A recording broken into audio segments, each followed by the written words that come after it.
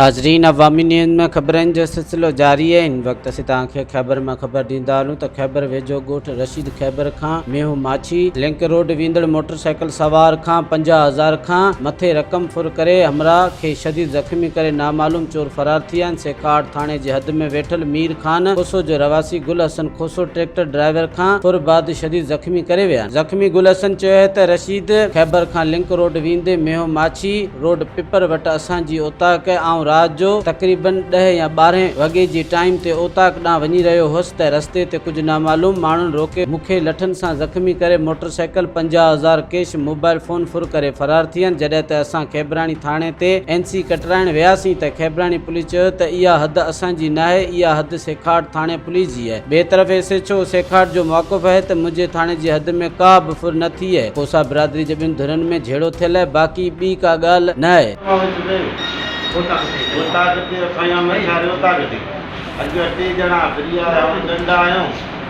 motorcycle भरिया 50,000 पैसा हुआ